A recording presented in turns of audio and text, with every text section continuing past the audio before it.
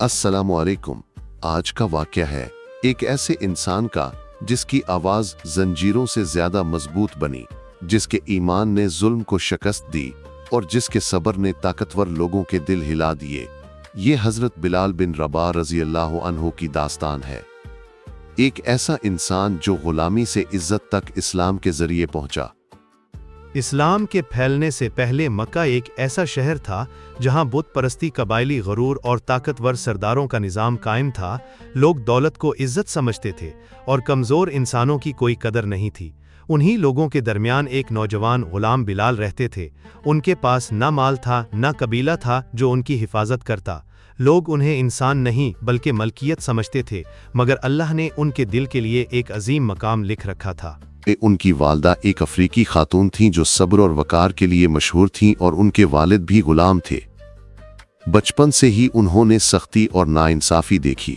वो रोज़ देखते थे कि ताकतवर कमज़ोरों पर जुल्म करते थे और गुलामों को बेरहमी से सज़ा दी जाती थी, मगर उनके दिल में हमेशा ये एहसास मौजूद रहा कि पत्थर के बुत सच्चे माबूद नहीं हो सकते।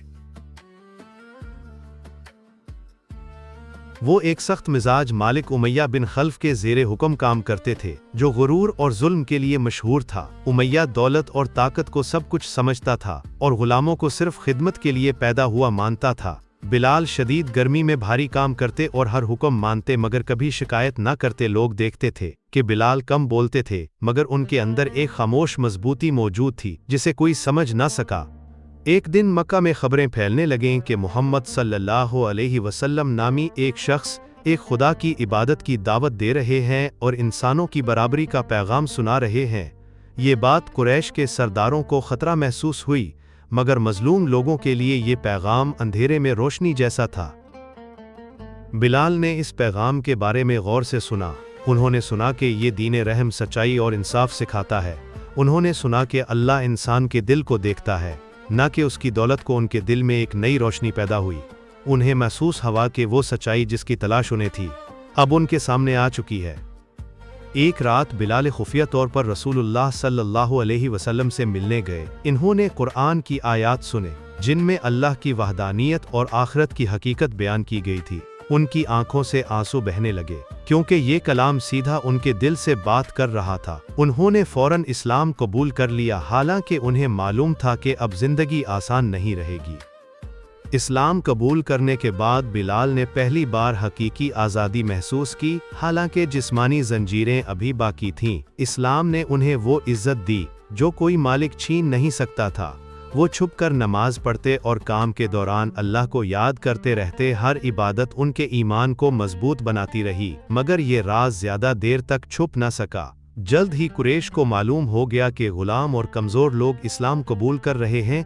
इस खबर ने उन्हें गुस्से से भर दिया, क्योंकि उन्हें अपने इक़्तिदार के ख़त्म होने का खौफ था। जब उमैया को मालूम हुआ कि बिलाल ने बुतों को छोड़कर इस्लाम कबूल कर लिया है, तो वो शदीद गुस्से में आ गया। वो ये बर्दाश्त ना कर सका कि उसका गुलाम बराबरी और एक खुदा पर ईमान रखे।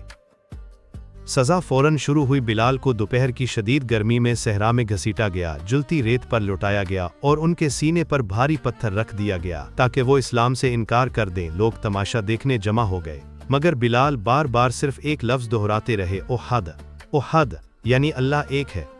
जितना ज़्यादा जुल्म बढ़ता गया उतना ही उनका ईमान मजबूत होता गया। उमैया चीखता रहा और बुतों की तारीफ करने का हुक्म देता रहा, मगर बिलाल ने इनकार किया। शदीद तकलीफ के बावजूद उनकी आवाज़ मजबूत रही। ओहद ओहद उनकी आवाज़ सहरा में गूंजती रही और लोग हैरान रह गए कि एक कमज़ोर गुलाम इतना सब्र कैसे कर सकता है। दिन गुजरते गए और अज़ियत जारी रही, मगर बिलाल अपने ईमान पर कायम रहे। कुछ लोग उनका मजाक उड़ाते थे और कुछ के दिलों में बेचैनी पैदा होने लगी, क्योंकि उन्होंने ऐसा सब्र पहले कभी न देखा था। मजबूत जंगजू भी ऐसी तकलीफ बर्दाश्त न कर सकते थे, मगर बिलाल ने सिर्फ ईमान की ताकत से सब बर्दाश्त किया। हज़रत अबू बकर सिद्दीक रज़ी अल्लाह अन्हु को जब बिलाल की तकलीफ का इल्म हुआ तो उनका दिल रहम से भर गया। उन्होंने बिलाल को जुलती रेत पर बेहाल देखा तो फौरन उमैया के पास गए और बिलाल को आज़ाद करने की पेशकश की।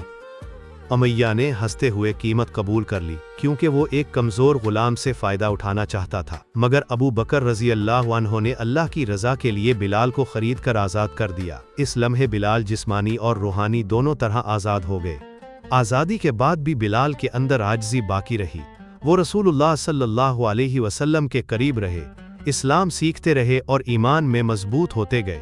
मुसलमान अभी कम थे और मुश्किलात का सामना कर रहे थे, मगर उनकी आपस की मोहब्बत बढ़ती जा रही थी। बिलाल, जिन्हें कभी मुआशरे में कोई अहमियत न देता था, अब ईमान वालों के दरमियान इज्जत के साथ खड़े थे। रसूलुल्लाह सल्लल्लाहु अलैहि वसल्लम ने बिलाल की सच्चाई, सब्र और खूबसूरत आवाज़ को पहचाना और जल्द ही अल्लाह उन्हें ऐसा मकाम देने वाला था जिसका कोई तसव्वुर भी नहीं कर सकता था। एक साबिक गुलाम को ऐसा एजाज़ मिलने वाला था जिसकी आवाज़ क़यामत तक गूंजती रहेगी। ये बिलाल के सफ़र की सिर्फ इब्तिदा थी, क्योंकि आगे हिजरत, कुर्बानियाँ और ऐसे लम्हात आने वाले थे जो उन्हें इस्लाम के अजीम तरीन सहाबा में शामिल कर